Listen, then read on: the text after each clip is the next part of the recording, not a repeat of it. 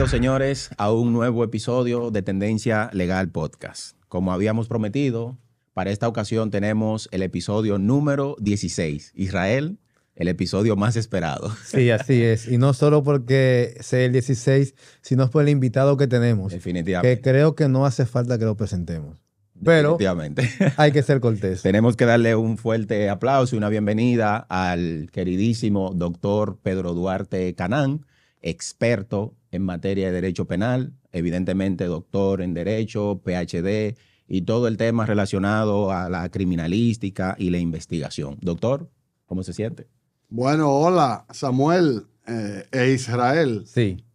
Me siento honrado y aquí estamos en el capítulo 16 de Tendencia Legal Podcast. Sí, señor. Por tratarse de dos jóvenes valiosos como ustedes, pues he accedido a este encuentro que será matemáticamente fructífero. Definitivamente. Muchas gracias a usted, doctor, por aceptarnos la invitación. Para nosotros es más que un privilegio tener una persona pues, de su nivel aquí en esta comunidad jurídica. Gracias. Bueno, doctor, y como el tiempo apremia ya, entremos en materia inmediatamente. Correcto. Tomando en cuenta su gran expertise en materia de derecho penal, iniciamos ya con la siguiente pregunta. ¿Qué es la fase de investigación en el proceso penal y quién se encarga de dirigirla en sí? Sí, gracias, Israel. El derecho procesal penal positivizado, que es el que está escrito, toda la estructura adjetiva y sustantiva, nos enseña que la fase de la investigación penal es una de las 5 etapas que caracterizan el proceso penal dominicano. Correcto. Que está adjetivizado y apoyado en la ley número 76 del año 2002, pero que entró en vigencia septiembre 27 del 2004, después que se venció el período vacatio legis. Es decir, el proceso penal nacional se compone de 5 etapas. 1, etapa de la investigación o etapa preparatoria. 2, etapa intermedia o audiencia preliminar.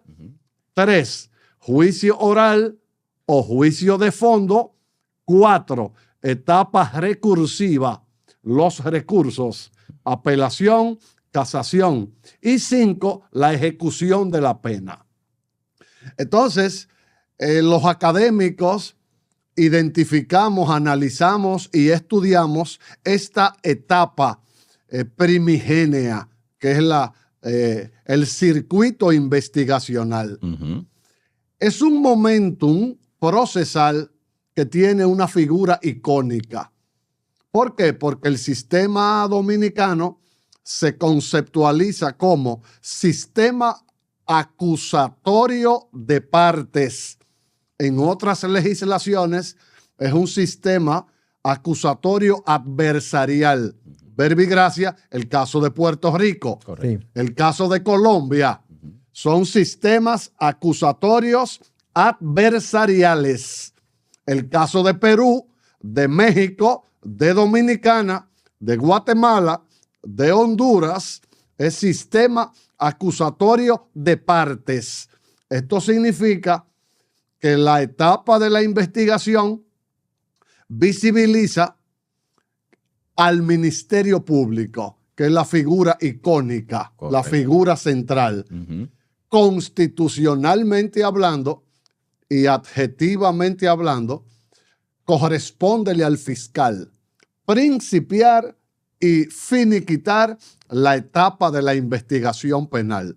Una excelente acusación penal se presume que se apoya o descansa en una buena investigación penal. Correctamente. Entonces, los abogados y abogadas que no somos auxiliares de la justicia, durante años hemos venido escuchando, Sí, algo. Sí. porque Hay muchos mitos en el mundillo jurídico legal. El abogado es un auxiliar de la justicia. No, auxiliar de la justicia es la escribanía forense. Auxiliar de la justicia es el curial forense. El abogado privado, el abogado que ejerce abogacía, es una parte parcializada. Yo, como abogado de confianza del imputado, como su defensor técnico, yo soy una parte parcializada con los intereses de mi cliente. Entonces, correspóndele al fiscal y tiene el monopolio de la investigación. Eso es así. Investigación penal implica que el Ministerio Público está en el deber de colectar todos los indicios, evidencias, para luego, cuando lleguemos a la tercera etapa del proceso penal, el indicio se convierte en evidencia y la evidencia se convierte en prueba. Entonces, los abogados y abogadas solo tenemos potestad para pedirle al fiscal la realización de diligencias procesales. Es muy importante. Por ejemplo, un abogado colombiano, un penalista litigante en Bogotá, tiene a su lado a un detective privado y tiene a su lado un máster en criminalística. Y ellos realizan su propia investigación, que es distinto al caso nuestro, y distinto al caso de México, y distinto al caso de Perú. Nosotros tenemos que esperar que el fiscal inicie y agote la investigación penal. Ahora bien, estamos compelidos nosotros a estar pendientes a esa investigación. Claro. Porque es probable que el fiscal no pueda hacerlo todo. Entonces, yo puedo proponerle al fiscal, a través de una instancia, queremos que usted realice la diligencia procesal relativa en la obtención de un informe local medido en la telefónica X para verificar cuáles fueron las últimas llamadas entrantes y salientes del teléfono móvil que apareció en la escena del crimen o en el lugar del hecho. Una cosa es la escena del crimen. Correcto. Otra cosa es el lugar del hecho y otra cosa es el lugar del hallazgo. Ahí entramos en el complejo pero fascinante mundo de lo que es la semaforización de la escena del crimen. Criminalística de campo, criminalística de laboratorio, el perpetrador, la mojonización de la escena. El cadáver fue encontrado en este lugar, pero no fue asesinado en ese lugar.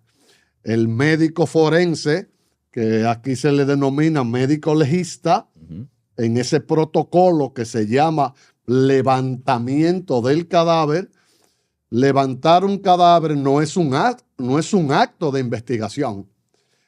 Acto de investigación es cuando el forense le hace una autopsia psicológica al cadáver, distinto a la necropsia, que es un experticio médico legal que lo hace el patólogo forense.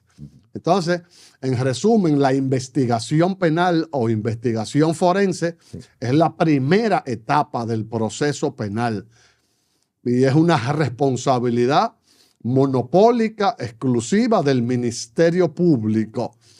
Y los demás sujetos procesales solo están facultados para dirigirse al fiscal a través de una instancia y peticionarle la realización de todo tipo de diligencia que ellos entiendan útil para la investigación. Excelente, doctor. Tomando en cuenta lo que usted acaba de mencionar respecto al fiscal y eso, supongo que hay ciertos plazos que debe cumplir a la hora de entregar dicho expediente luego de la investigación realizada por el fiscal. ¿Cómo se manejan esos plazos y cuáles son esos plazos tomando en cuenta el tipo de investigación que se realice? Sí. la estructura procesalista vigente, citada precedentemente, establece lo que se llama la perentoriedad de los plazos. Los plazos procesales son perentorios, perimen. Resultan vencidos con el paso inexorable del tiempo. Es decir, todo plazo procesal es perentorio. Entonces, el fiscal, si decide aprender a alguien, el fiscal, esa figura maravillosa y impresionante del arresto, el arresto en el marco de lo que es la clave constitucional y procesal. Una cosa es detener a alguien. Exacto. Una cosa es arrestar a alguien. Te arresto o te detengo.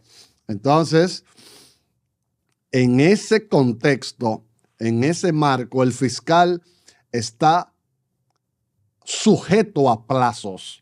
Si el fiscal detiene a un individuo y en el plazo constitucional de 48 horas lo judicializa, lo encarta, lo somete a la acción de la justicia, entonces lo presenta ante un juez de control y hace la petición de lo que conocemos como la vista de solicitud de imposición de una medida cautelar. Vamos a suponer que el juez le impone prisión judicial preventiva por 3 meses. El fiscal dispone de un plazo de 3 meses para iniciar y concluir la investigación. Artículo 150 combinado con el 151. Pero vamos a suponer que el mismo juez de la instrucción, en vez de prisión preventiva, le impone el pago de una garantía económica. El plazo de 3 meses se extiende a 6. Oh, muy importante saber eso. El fiscal tendría entonces 6 meses para concluir la pesquisa penal, la investigación penal, y entonces presentar el acto conclusivo, que es lo que llamamos el escrito acusacional. Impone una presentación periódica, impone libertad previo pago de garantía económica, impone arresto domiciliario. El plazo de 3 meses se extiende a 6. Pero entonces vamos al último caso en que el fiscal impone, el juez impone 18 meses de prisión preventiva y declara el caso complejo. Entonces ahí el plazo se triplica. Y el fiscal, entonces, de 6 meses, el plazo se extiende a 8. Cuando se trata del caso complejo. Si el fiscal en el plazo estipulado no concluye la investigación, podría peticionarle una prórroga al juez de control. Y si el juez de control estima que la petición de prórroga es válida, le concede una prórroga no mayor de 30 días. Excelente. Por lo que la actuación fiscal no es medalaganaria ni caprichosa. O sea, está sujeto. El fiscal está sujeto a un protocolo, está sujeto a una estructura ritualizada, protocolizada. Y el juez de control, que es el juez de la instrucción o el juez de garantía, es el que tiene evidentemente el control de esa investigación, porque el director legal de la investigación es el fiscal. En el viejo esquema, ustedes quizá estaban niños. Es muy probable. En la vieja escuela, cuando teníamos el Código de Instrucción Criminal francés de la Inquisición del siglo XIX, era el juez de la instrucción el que investigaba. Entonces el juez te investigaba y te juzgaba. O sea, era juez y parte. Juez y parte.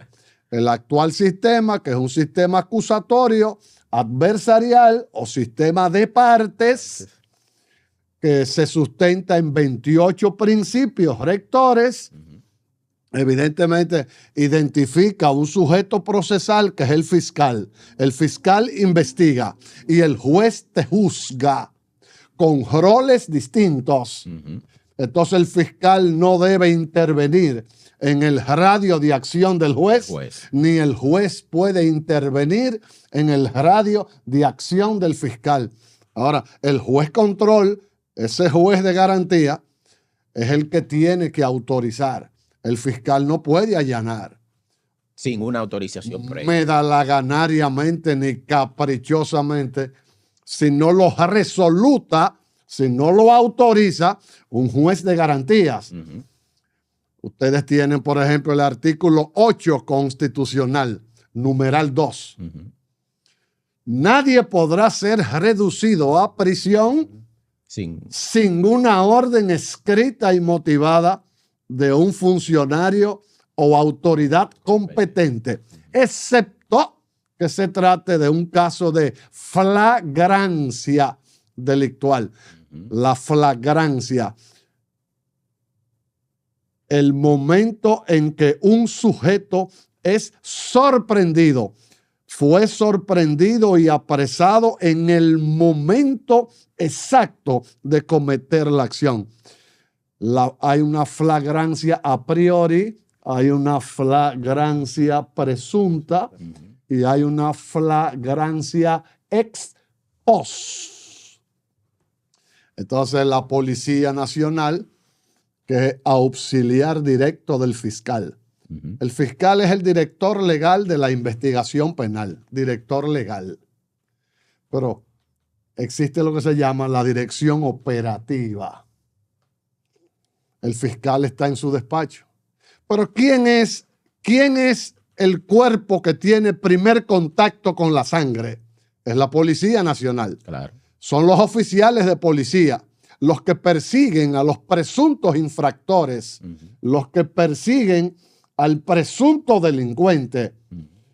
Esa patrulla policial es la que llega primero, el descenso in situ. Exacto. Entonces, son los policías nuestros los que primero tienen contacto con el crimen y con la sangre. El fiscal dirige legalmente la investigación. Tiene un órgano directo, auxiliar, que es la Policía Nacional. Y entonces la policía comienza a darle las primeras informaciones a ese representante. Excelente eso, doctor. Ahora, una pregunta que como abogado me la hacen muchos amigos cercanos y quisiera saber su opinión personal respecto a eso. ¿Por qué la privación de libertad es la medida de coerción por excelencia en este país? ¿A qué se debe eso? Que lo vemos a diario cuando vamos a los tribunales. Es algo normal esa parte. Sí, definitivamente. Es una preocupación, Israel, no solo del colectivo jurídico. Los sectores pensantes de la sociedad dominicana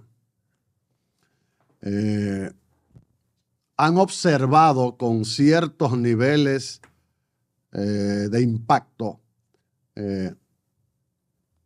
el festival y el uso irracional de la prisión preventiva. Nuestro Código Procesal Penal nos presenta un menú, nos presenta un catálogo. Por ejemplo, en Colombia se habla de la medida cautelar intramuros, lo que nosotros llamamos aquí la prisión preventiva. Es la medida cautelar intramuros, que algunos estiman que es la medida cautelar o medida de sujeción o medida de coerción más gravosa. Bueno, estamos en la era del 4.0. Hemos pasado de un neoliberalismo agresivo a otro estadio, que es el estadio del progresismo y el planetarismo. Estamos en la expresión planetaria del progresismo. Estamos hablando de un libre mercado. El mercado domina, el mercado manda. el mercado impone sus reglas. Entonces, tenemos una agenda 2030 montada, estructurada y trabajada aceleradamente. Eso es así. Entonces, existe una nueva expresión epocal para aplastar a los débiles, que es lo que nosotros llamamos el neopunitivismo. Observen, el prefijo neo es nuevo. Los jueces nacionales, los jueces, les diría que los jueces continentales están apoyándose en el neopunitivismo como la expresión epocal arraigada del populismo penal, de la demagogia penal, para enviar presuntamente un metamensaje a la sociedad de que están trabajando en aras de fortalecer la supuesta seguridad ciudadana. Eso es. El juez dominicano, el juez de la órbita penal, de manera irresponsable, en un 80%, entonces han optado por la prisión preventiva. Existe la figura del arresto domiciliario. Exactamente. Existe la colocación de los localizadores electrónicos. Existe la visita periódica, presentación periódica, pago de una garantía económica. Entonces, República Dominicana se está convirtiendo en una especie de aldea penitenciaria. Si ustedes quieren darse cuenta qué tipo de país es República Dominicana, solo tienen que conocer y observar el sistema, el complejo penitenciario. Entonces, para poder nosotros rebasar el tercermundismo, tenemos entonces que asumir con criterio de profundidad y de pensamiento crítico las grandes falencias, la gran vergüenza que es el sistema penitenciario actual. Definitivamente. Entonces hay un uso irracional, hay un uso desproporcionado. Por eso tenemos al día de hoy 29.315 internos. Es una cantidad completamente irracional. Para un país con 48.448 kilómetros cuadrados. Correcto. Con aproximadamente 12 millones de habitantes, aproximadamente, sin los vecinos que comparten con nosotros. Entonces, hablar de 29.315 internos redistribuidos en 44 centros carcelarios, sin un informe de reinserción, de rehabilitación, sin un informe óptimo y con unos niveles de reincidencia espantosos. ¿Cuánto le cuesta al Estado Nacional? Te iba a preguntar eso. ¿Cuánto le cuesta al Estado Dominicano solventar cerca de 30.000 internos? ¿Por qué el Estado Nacional no redirecciona esa política pública y se trabaja real y efectivamente en la política tendente a rehabilitar, a resocializar? Cada vez que un infractor se rehabilita, es un miembro menos de una ganga criminal. Definitivamente. Cada vez que un infractor retorna al colectivo rehabilitado, es un integrante menos de esos grupos crapulescos que se dedican a todo tipo de actividad en el contexto del bajo mundo. Entonces, en ocasiones es preferible un infractor arrepentido antes que una víctima cegada por el odio y atrapada en una sed de venganza.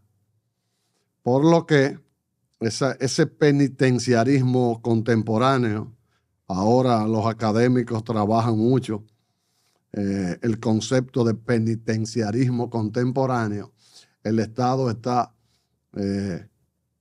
invirtiendo sumas millonarias en el sistema carcelario pero no es una inversión, es un gasto. Definitivamente. Porque ahí no hay retorno. No hay un retorno. Y ustedes mejor que yo saben Sí. que manejan las estructuras de la economía y la educación financiera, que cuando no hay retorno es un gasto. Es un gasto. Definitivamente. Eso, el Estado, a través de sus agencias, debe redireccionar esa parte. Estamos totalmente de acuerdo con esa opinión del doctor y creemos que esa problemática que existe en la medida, o sea, a la hora de aplicar una medida de coerción sin analizar previamente si la persona pues lo amerita, es lo que ha provocado que tengamos un sistema totalmente sobrepoblado. Sobrepoblado y ha creado un problema donde la mayoría de esos internos lamentablemente no se están reinsertando en la sociedad. O no hay una política, ¿verdad?, que trabaje la reinserción efectiva de esos presuntos delincuentes nuevamente a la sociedad. Y no solo eso, también el costo económico. El costo económico que le trae eso al Estado. al Estado. Eso es así. Un dinero que puede redireccionarse en una área básica, ya sea salud, ya sea educación, ya sea infraestructura. Ahora pasemos a la siguiente fase de la investigación penal. Claro que sí. El doctor Duarte Canán pues nos ha dado bastante luz en el tiempo que ya tenemos aquí. Ha esclarecido muchas de la cosas. fase de la investigación. Pues, doctor, nos gustaría saber un poquitico de la segunda fase, que es la parte intermedia. Sí. ¿Verdad? ¿Qué ocurre en esa fase? Correcto. En el escenario académico se enarbola el criterio permanentemente de que en derecho penal, por ejemplo, en el marco de lo que es la teoría del delito, en ese marco existen tres conceptos claves: el indicio, la evidencia y la prueba. Tres conceptualizaciones que se confunden, inclusive la propia clase jurídica, en un porcentaje elevado. Confunde. Una cosa es el indicio, otra cosa es la evidencia y por último, esa evidencia se convierte en prueba. Por ejemplo, el perito forense, el experto en criminalística,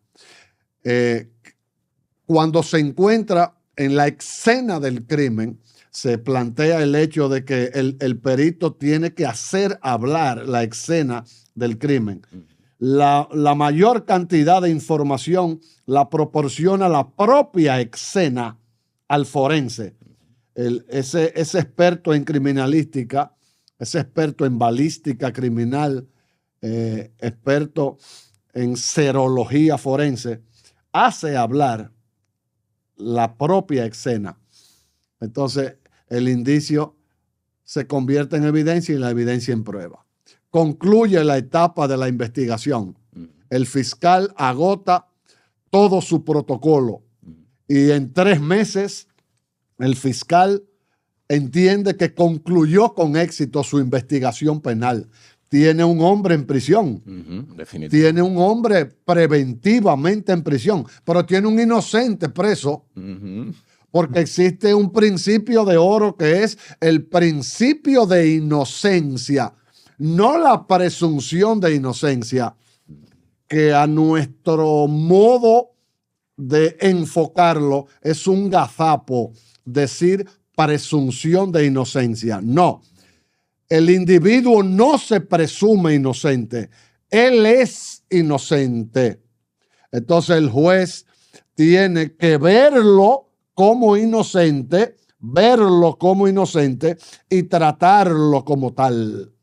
Entonces, uno de los principios de oro del derecho como ciencia social es el principio de legalidad. Sí. Y entonces, el principio de legalidad, un principio clave, el principio de persecución obligatoria que tiene el fiscal. Entonces, luego que el fiscal termina su ciclo investigacional, que tiene sus evidencias y pruebas, decide acusarlo formalmente. Cuando lo llevó ante el juez, él no lo acusó. Correcto. Él hace ahí lo que se llama la imputación penal. Una cosa es imputarle algo muy diferente a acusarlo. El ejercicio imputacional lo hace el fiscal cuando solicita la medida de coerción en la etapa investigacional. Concluye la investigación. Ahora él presenta formal acusación, que es lo que conocemos como el acto conclusivo. Concluí mi investigación. Voy a presentar mi acusación con mis pruebas. Entonces llegamos a la segunda etapa del proceso penal, que es la etapa intermedia. Se conoce también como audiencia preliminar. ¿Qué ocurre ahí, Samuel e Israel? Muy importante. Que en esa etapa no se va a discutir si es culpable o si es inocente. No, ese no es el momentum. El individuo tiene prisión preventiva. El fiscal radica una acusación formal, pero no solo se conforma con presentar la acusación, sino que presenta sus pruebas, las pruebas que sustentan esa acusación. Entonces, el juez de garantías, juez de la instrucción, va a examinar la legalidad de esa acusación. Esa acusación es legítima. Se ha realizado conforme a los cánones constitucionales. Esas pruebas real y efectivamente apoyan esa acusación. Entonces, en esa etapa intermedia es lo que se llama el juicio a las pruebas, el juicio a la acusación. Todavía no vamos a discutir si ese joven es culpable o inocente. Eso le corresponde a otro estamento judicial.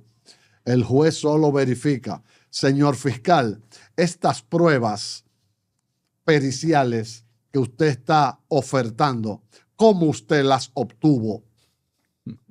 Usted violentó un derecho fundamental, la verdad procesal.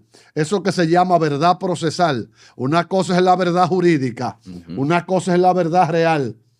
Lo que el fiscal busca es una verdad procesal, una verdad formalizada.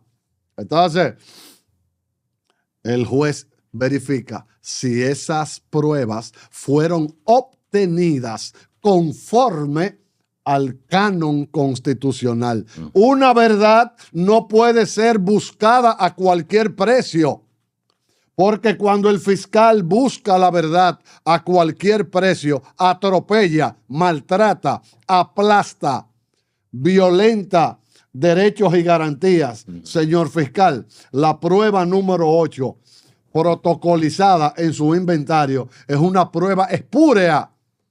Entonces el juez ahí excluye, descarta todo tipo de prueba que entienda el tribunal fue obtenida a contrapelo y en vulneración a la cartilla de derechos fundamentales. Un derecho fundamental. ¿Por qué?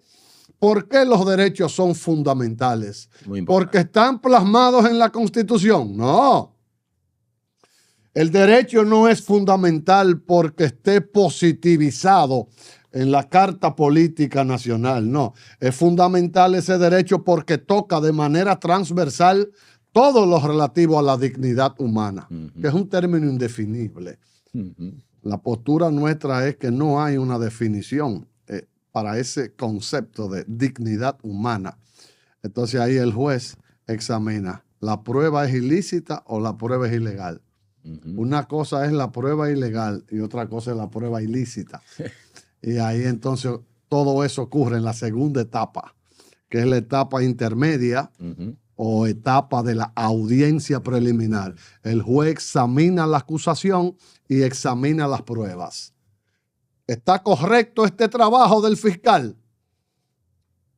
Entonces el juez va a verificar. ¿Le violaron derechos fundamentales a ese sujeto? Señor fiscal, esta es una prueba que está viciada, que está contaminada.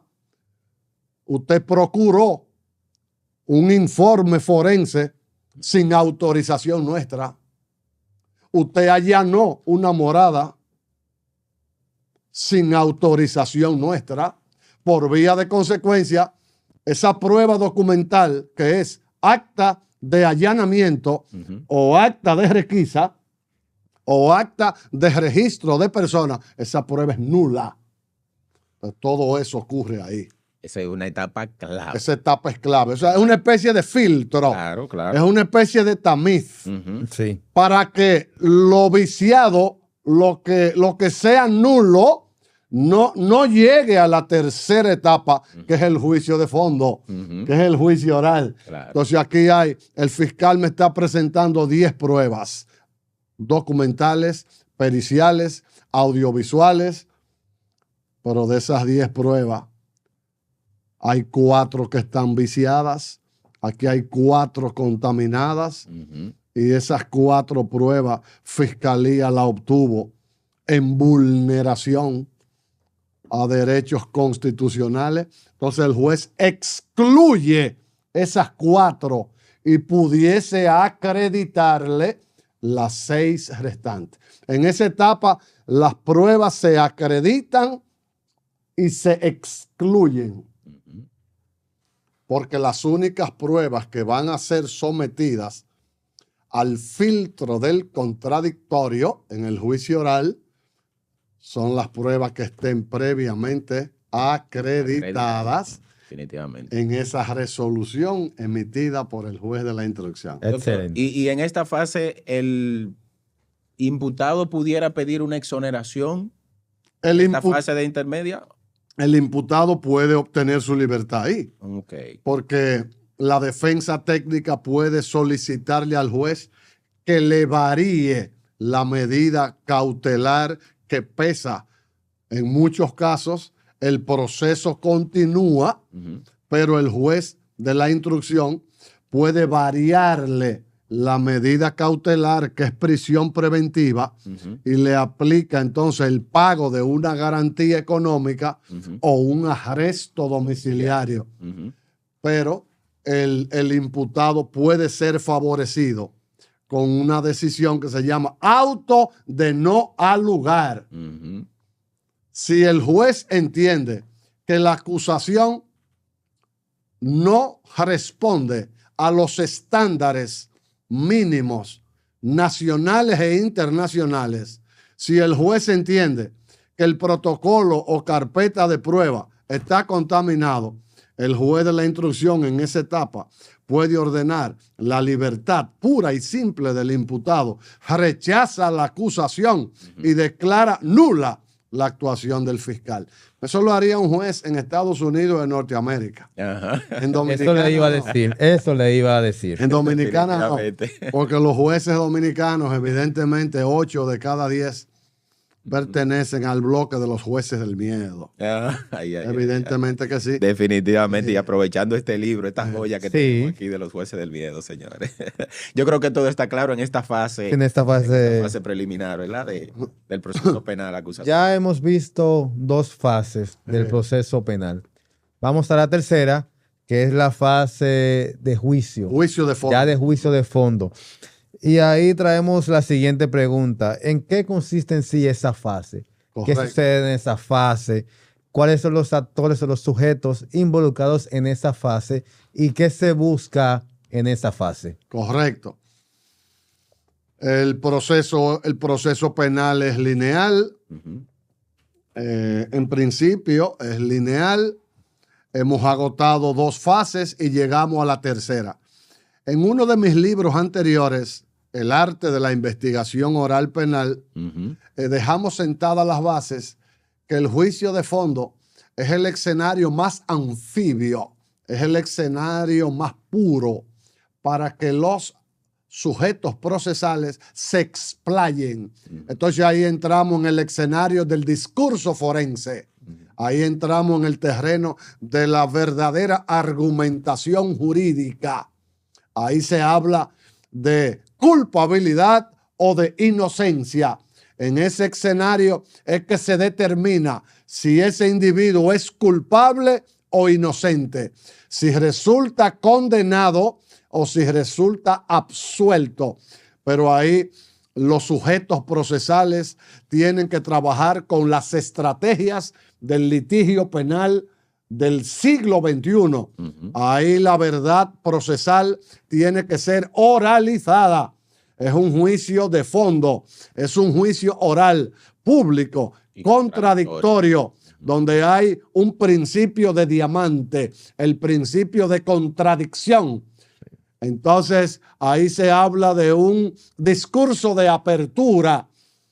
Los letrados y letradas tienen que narrar una historia. Estamos en la era del contenido, en el siglo XXI. La era del contenido. Estamos en la expresión epocal de las grandes narrativas. ¿Quién es el mejor penalista litigante en este salón de la justicia? Bueno, tendría que escuchar su planteamiento, tendría que escuchar su narrativa. El juez penal, los jueces penales son actores teóricamente neutrales. Los jueces penales teóricamente juegan un rol pasivo. El fiscal tiene un rol activo. El fiscal es el que acusa. El fiscal es el que pide condena. El fiscal representa el interés social y en un momento determinado el fiscal representa al Estado dominicano.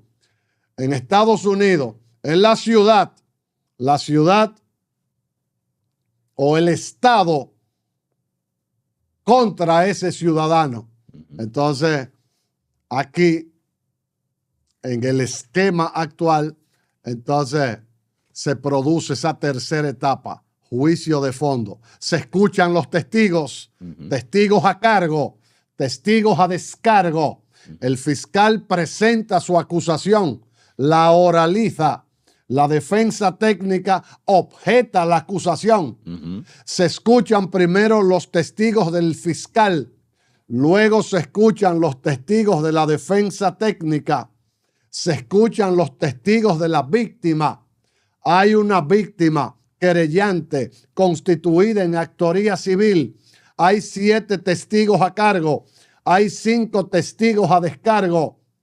Un tribunal colegiado integrado por 3 magistrados o magistradas. Se produce el debate forense. Hay un discurso de apertura. Hay un interrogatorio directo. Hay un bloque de objeciones. Hay un contrainterrogatorio. Hay un redirecto, hay un recontra, hay una clausura del debate. Entonces vienen los discursos de clausura, conclusiones. Los magistrados se retiran a deliberar.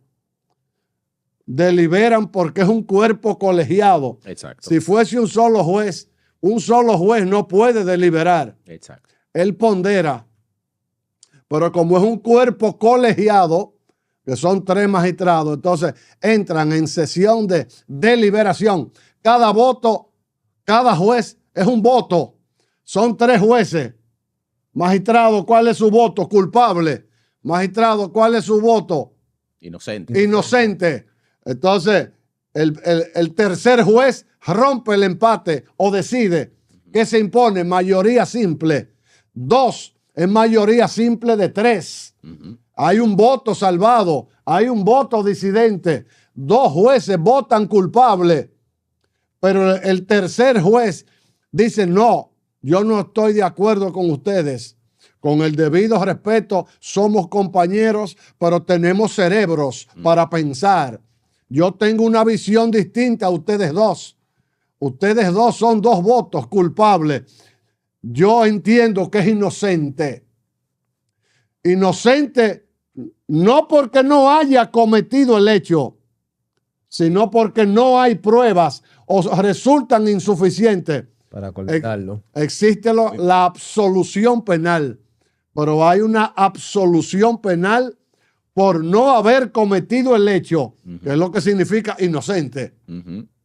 Pero hay otra que es absolución penal por insuficiencia probatoria. Ahí queda la duda. Este tribunal lo lo declara no culpable. Este tribunal a unanimidad lo absuelve en cuanto a la acusación que ha presentado la fiscalía, pero lo está absolviendo no porque usted no haya sido el autor material del hecho, es porque la fiscalía no pudo probarlo más allá de toda duda razonable. Entonces ahí queda un resquicio de duda. Sí. Por eso es importante que la abogacía entienda esto, que hay una absolución penal por no haber cometido el hecho, que es lo que se equipara al concepto inocencia. Nadie es inocente. Filosóficamente hablando, ninguno de nosotros somos inocentes. Una cosa es la inocencia y otra cosa es la no culpabilidad. Sí. Son dos términos diferentes. Exactamente. Inclusive hay varios textos sobre eso. Esa es la tercera etapa del proceso penal. Muy interesante. Sí, una pregunta respecto a eso. En esta fase de juicio de fondo, ¿se pueden introducir nuevas pruebas que no se vieron previamente en la parte anterior? Correcto. Interesante su planteamiento. Dijimos hace unos minutos que las únicas pruebas que serán sometidas al filtro del contradictorio son aquellas pruebas examinadas en la etapa anterior y acreditadas en la resolución, con una excepción. Hay un artículo en nuestro ordenamiento que es el artículo 330, que habla de pruebas nuevas. Se puede introducir, los sujetos procesales pueden hacer una petición. Señor presidente o señora presidenta y demás integrantes de este tribunal colegiado, la defensa técnica del imputado va a presentar una moción consistente en que se introduzca al debate una prueba nueva que consiste en la audición de un testigo que no fue localizado ni estuvo presente en las etapas anteriores. Eso no es caprichoso ni medalaganario. Es probable que la presidenta le diga, abogado, argumente y motive su moción. Ha de suponerse que si yo presento una moción de prueba nueva, yo tengo que justificarla, legitimarla. Entonces la presidenta le va a preguntar, ¿y cuál es su pretensión probatoria? ¿Qué usted pretende con esa moción?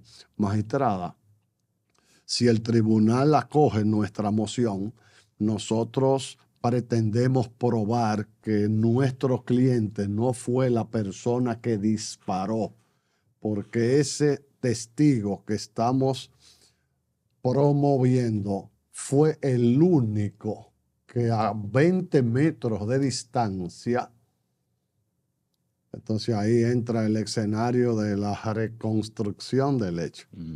Los criminalistas hablan mucho de eso, de que el juicio oral, de que el juicio de fondo es un ejercicio que procura reconstruir mínimamente lo que hace 20 meses ocurrió. Sí, sí. Meses o años. Meses o años. Estamos en el juicio de fondo. Ajá. Pero entonces vamos a suponer que hace 30 meses que el hecho ocurrió. Entonces, vamos a hacer un ejercicio histórico, filosófico, procesal. Y ya está dramatizado a veces. Este es un ejercicio histórico, filosófico, procesal, donde los sujetos procesales van a tratar de reconstruir mínimamente un hecho que ocurrió hace 30 meses. Tenemos un testigo ocular. El único testigo ocular puede ser un testigo a cargo o puede ser un testigo a descargo. Es un testigo ocular. Puede ser un testigo, por ejemplo, se dice que los indicios son testigos mudos. una hebra de cabello, un pelo, una gota de sangre, es sangre humana, es sangre animal. ¿Se trata de un pelo o se trata de un cabello? Ese cabello fue quemado, fue arrancado, fue triturado. Ahí entra el criminalista. Entonces ahí estamos con los indicios. El indicio es un testigo mudo. El indicio pasa a ser evidencia y la evidencia pasa a ser prueba. Es un testigo referencial, es un testigo invidente. Bueno, el testigo es aquel que declara ante el tribunal todo lo que percibió a través de sus sentidos. El catador de vinos, el experto en vinos, trabaja con los 5 sentidos. Él es un catador, él es un profesional de la industria del vino. Entonces, tomarse un sorbo de vino implica que ese profesional trabaje con los 5 sentidos al mismo tiempo. El gusto, el paladar, el tacto, la vista. El olfato. El olfato. O sea, el profesional bebedor de vinos trabaja con los 5 sentidos. ¿Qué ocurre? Que el único testigo es invidente. Estaba a 2 metros de distancia, pero nada impide que el invidente sea un testigo. Sí, tienes razón. El invidente tiene un órgano atrofiado, pero tiene muy desarrollado otros sentidos. Suele suceder eso. Puede suceder. Definitivamente. Entonces ya visto Señores. estas 3 fases, ya entramos prácticamente a la última fase. Claro que sí. La 4ª fase, que serían los recursos. Correctamente. Ese tribunal colegiado declara culpable o declara no culpable. Las partes tienen derecho ¿a qué? ¿A recurrir? A recurrir. Yo no estoy conforme con la decisión. Usted tiene derecho a interponer un recurso de apelación. Fase recursiva. Entonces, un tribunal superior al que emitió la sentencia, en este caso la Corte de Apelación Penal, ventila, conoce sobre ese recurso de apelación que promovió una de las partes no conforme. Puede recurrir el fiscal, puede apelar el fiscal, puede apelar la víctima a través de su representante legal y puede recurrir el imputado a través de su defensa técnica. Termina esa 4ª etapa recursiva y llega la 5ª y última etapa, que es la ejecución de la pena. Antes de pasar a esa etapa, doctor, si la sentencia emanada, luego de yo ir a la Corte de Apelación, no me satisface, ¿qué más debería hacer después de eso? Bueno, si usted no está conforme con la sentencia de primera instancia, hablamos de primer grado, primera instancia. Exactamente. Lo primero es que si usted no está conforme con esa decisión, usted tiene un derecho constitucional a atacarla, a impugnarla, a recurrirla. Es lo primero. Desde el punto de vista técnico procesal. Sí. Nadie lo obliga a que usted lo haga, es un derecho que usted tiene. Cualquier disposición de esa sentencia que lo afecte, si usted entiende que usted no es responsable, pues usted... La mejor forma de criticar a un juez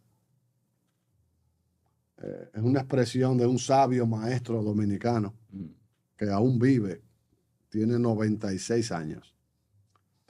La mejor forma de criticar a un juez y de atacar a un juez es recurriéndole una decisión. Es una forma definitiva. Sí. Yo no estoy conforme, magistrado, con la decisión que usted ha producido. Correcto. Usted tiene un derecho a recurrirla. Usted tiene derecho a impugnar esa decisión. Las partes tienen el derecho. Entonces, lo primero que usted tiene es el derecho constitucional a que un tribunal superior revise esa decisión que usted le está impugnando porque no está de acuerdo.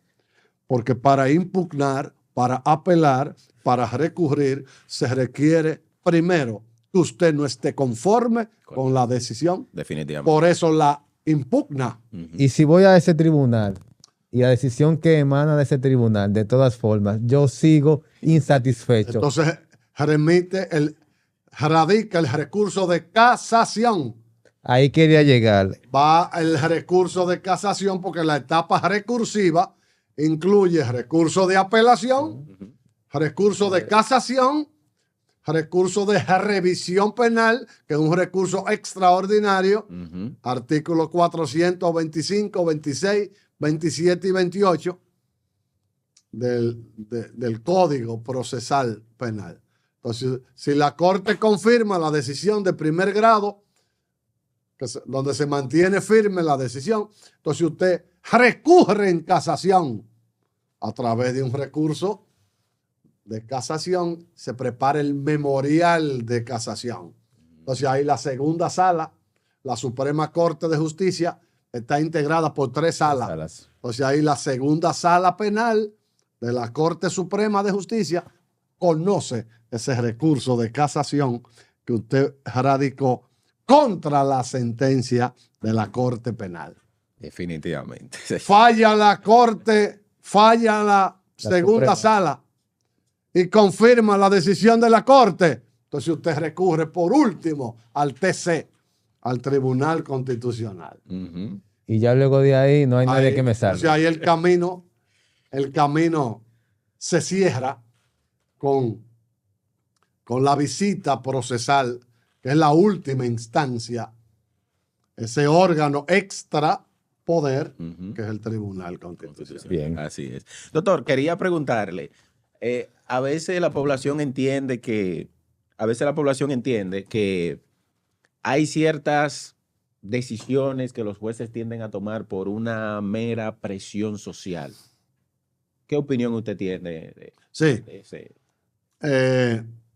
En República Dominicana se expande el fenómeno de la justicia penal aclamada por las masas.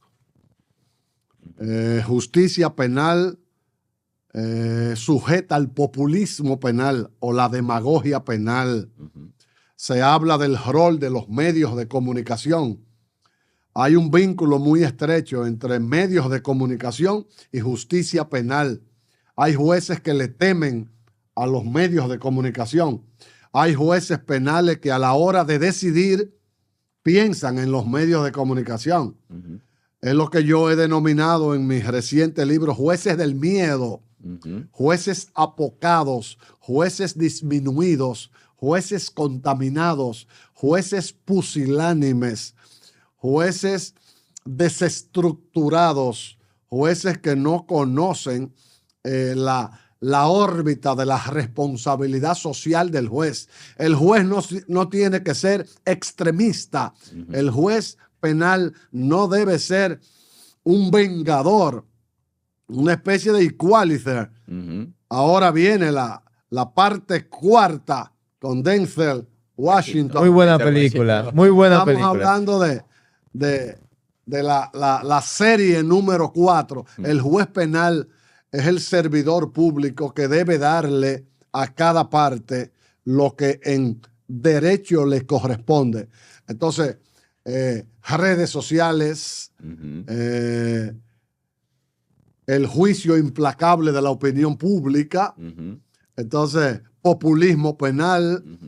Entonces, los jueces están prácticamente arrodillados.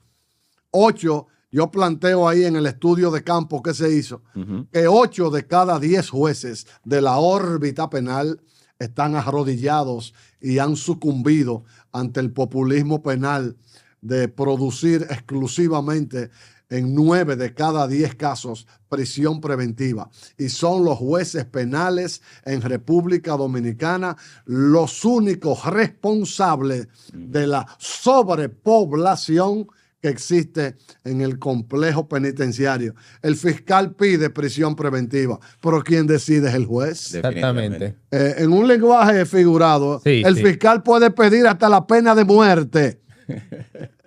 de manera figurada, Claro. la decisión final la toma el juez.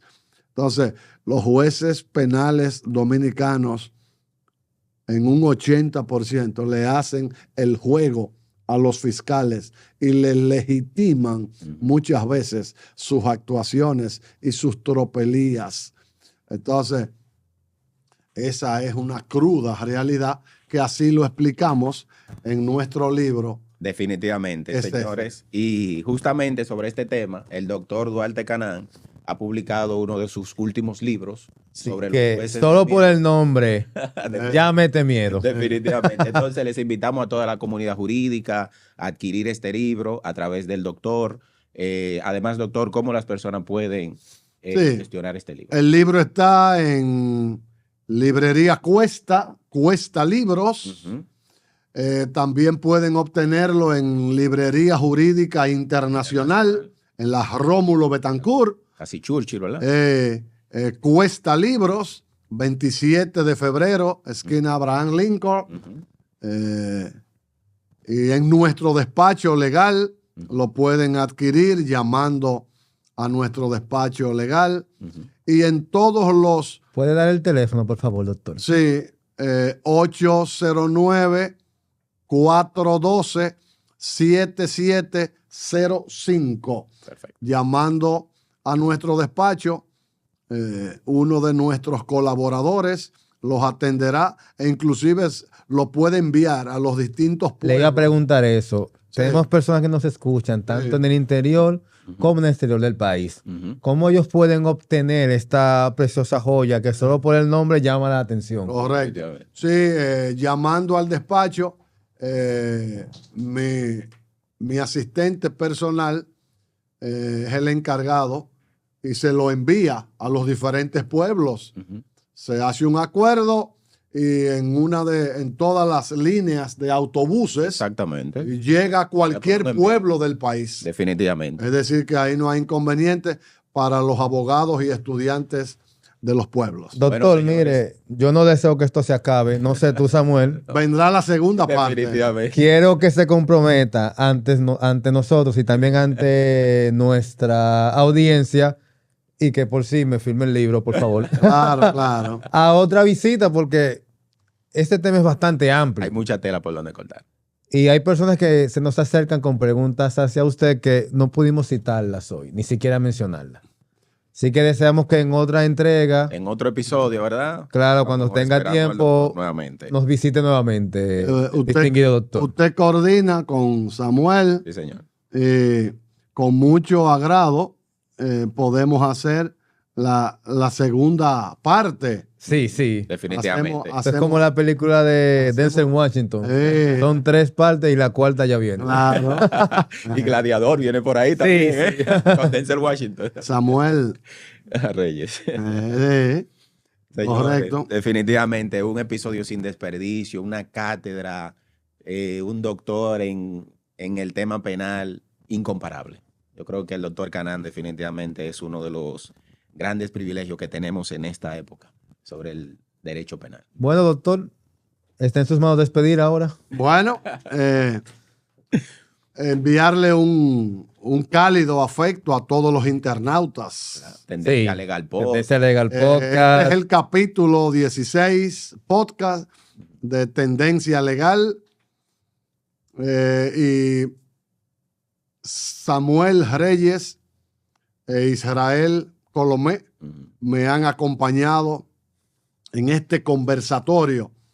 Reciban pues un abrazo desde la distancia. Sí. Pero un abrazo fraternal y real. Espero que volvamos pronto. Sí, claro. Y ha sido un privilegio haber conversado con ustedes. Doctor, para que no sea... Hoy que es día de San Andrés. Sí, sí. Oye. Para cortar un poco la distancia, ¿podría por favor decir sus redes sociales para que nuestros escuchas, los seguidores también le sigan vía Instagram, Facebook, no sé? Sí, Facebook, Pedro J. Duarte Canán. Y en Instagram, doctor Duarte Canaán. Dr. Duarte Canaán. Estoy a su entera disposición. Y cualquier duda, inquietud, pregunta, pues me contactan y con mucho agrado les serviremos. Doctor, Bien, muchas gracias. muchas gracias. Muchas gracias. Gracias a ustedes. Sí, señor. Bueno, hasta la próxima entrega. Gracias.